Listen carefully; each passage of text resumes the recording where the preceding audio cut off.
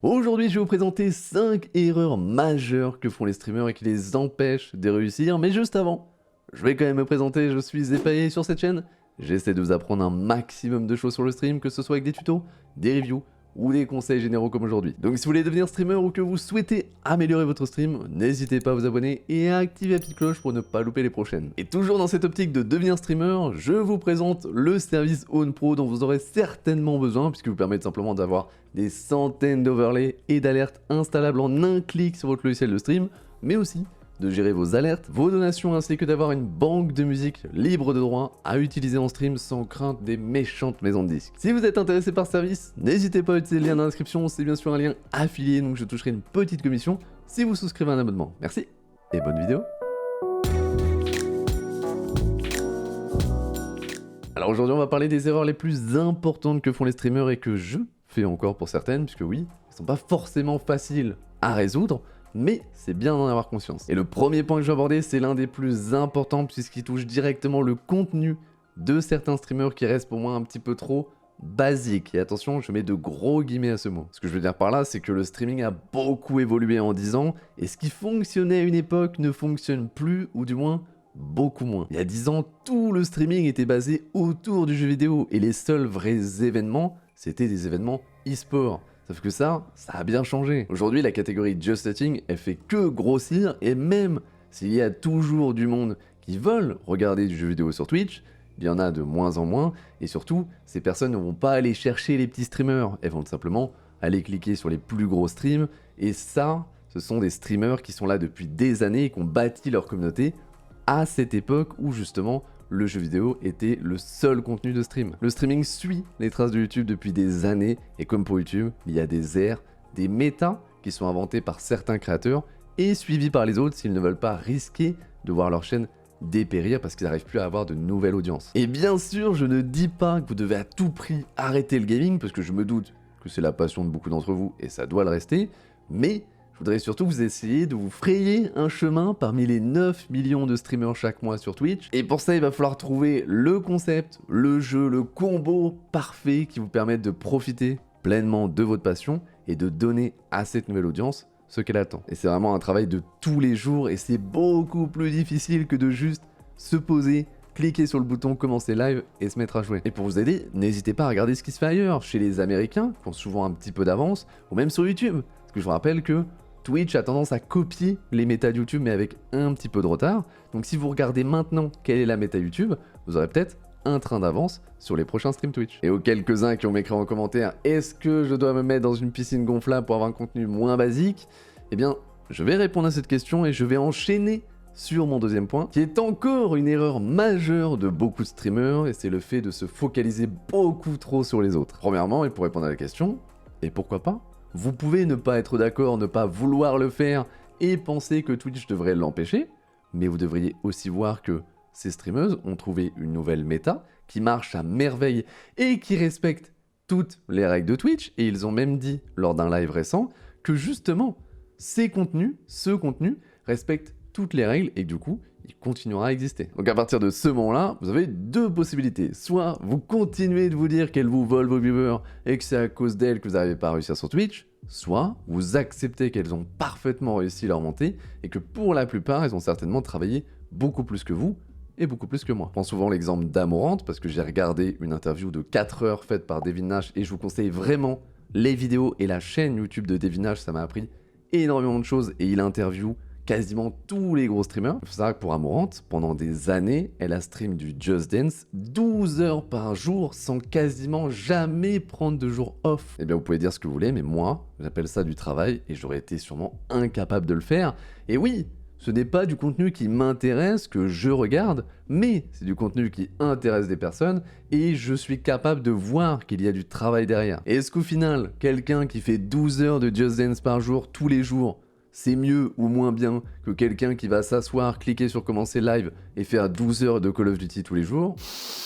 Donc mon conseil, c'est de vous focaliser sur vous, comme ça, si jamais vous y arrivez, ce sera grâce à vous, et si vous y arrivez pas, ce sera à cause de vous. Alors focalisez-vous sur votre contenu, oui, mais ne vous renfermez pas trop non plus, puisque vous devez réussir à vous créer un réseau, à faire ce qu'on appelle du networking. Et là, c'est une erreur que j'ai faite et qui me coûte cher aujourd'hui. Pendant 3 ans de stream, j'ai été très focalisé sur mon contenu et j'ai pas vraiment été vers les autres, j'ai pas agrandi mon cercle de connaissances et de potentiels amis sur ce réseau. Et bien sûr, je ne vous dis pas d'essayer à tout prix de vous faire des amis et d'en profiter pour monter, mais simplement d'être ouvert, d'aller à la rencontre des créateurs, des créatrices que vous aimez et de commencer à créer des liens sur ce réseau, et ces liens vraiment vous serviront un jour. On se rend pas forcément compte de l'importance du réseau tant qu'on ne l'a pas nous-mêmes utilisé, mais vous savez, la plupart des gros streamers que vous connaissez, ils ont à un moment donné eu besoin et utilisé ce réseau pour être au bon endroit au bon moment. Récemment, il y a eu le serveur RPZ organisé par Zerator avec plein de gros streamers, mais aussi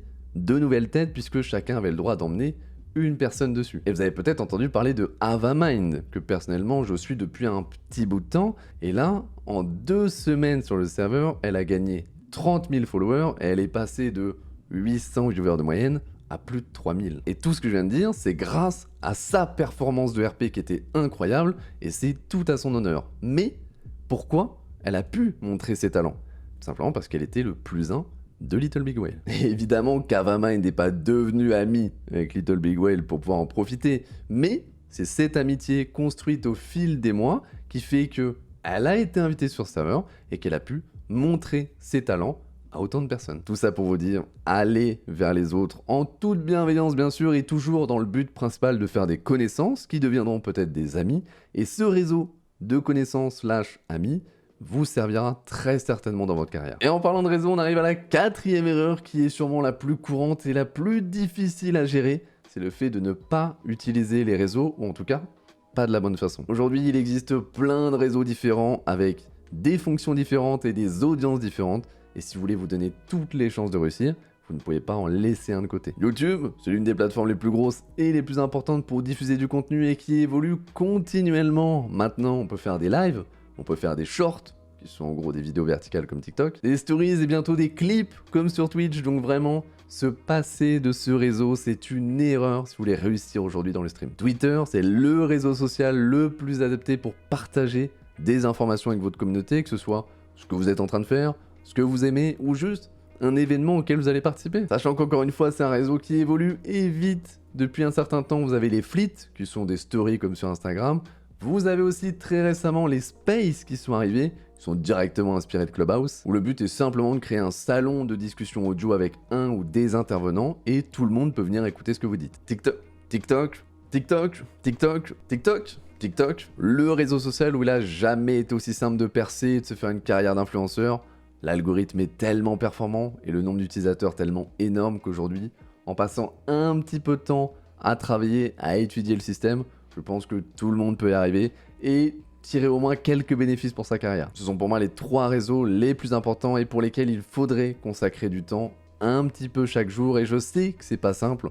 Moi-même j'ai du mal parce que je suis pas un consommateur des réseaux comme Twitter, TikTok, donc j'ai pas vraiment d'envie de créer du contenu dessus, mais je sais que si je le faisais de façon régulière, intelligente, ça aurait un vrai impact bénéfique pour ma carrière. Et bien sûr, j'ai pas cité tous les réseaux, vous avez Instagram ou Discord qui sont importants, mais pour moi moins importants que les 3 que j'ai cités avant. On arrive déjà à la 5e erreur que je vois encore chez beaucoup et qui vous empêche d'y réussir, et c'est simplement le fait de ne pas vouloir déléguer. Vous avez un nombre d'heures limité pour travailler sur vos streams, sur vos vidéos, sur ce que vous voulez, et à un moment, vous vous rendrez compte que vous ne pouvez plus. Vous n'avez pas assez d'heures possibles pour faire tout ce que vous avez envie de faire. Je vais prendre mon exemple, je sors aujourd'hui 4 vidéos par semaine, 2 sur cette chaîne et 2 sur la chaîne secondaire. En plus de ça, je fais 4 à 5 streams par semaine, et évidemment, j'ai aussi une vie de tous les jours. Et je pense que je travaille pas mal en termes d'heures.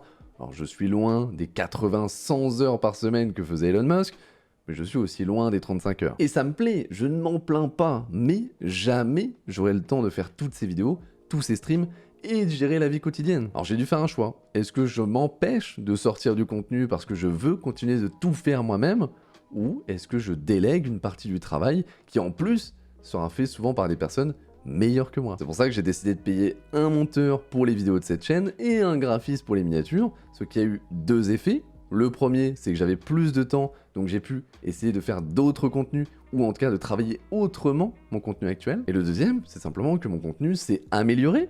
Le montage est meilleur parce que le monteur a simplement plus de temps que le temps que je pouvais y consacrer avant pour faire les montages. Et au niveau des miniatures, là, c'est le jour et la nuit. Je ne suis pas graphiste et j'ai absolument pas le temps ni l'envie de le devenir, donc il n'y a aucun intérêt pour moi de vouloir faire ce travail qui en plus serait mal fait et dégraderait la qualité globale de mes vidéos. Alors oui, c'est beaucoup d'investissement en termes d'argent pour moi, surtout là, le lancement de la deuxième chaîne pour laquelle j'ai aussi engagé un monteur et un graphiste, alors que pour l'instant, elle génère aucun revenu, mais c'est un investissement qui, sur le long terme, aura peut-être un effet positif sur ma chaîne et sur toute ma carrière. Donc n'hésitez pas, dès que vous le pouvez ou vous en ressentez le besoin, à déléguer une partie du travail, la partie qui ne vous amuse pas, qui ne vous plaît pas dans ce que vous faites. Par exemple, moi, j'aime faire des vidéos, j'aime monter cette chaîne YouTube, mais je n'aime pas monter des vidéos et je n'aime pas faire des miniatures, donc je préfère confier cette tâche à des gens qui aiment le faire. Et c'est tout pour cette vidéo, j'espère qu'elle vous sera utile et ne vous en faites pas si vous avez l'impression de faire toutes ces erreurs, c'est normal,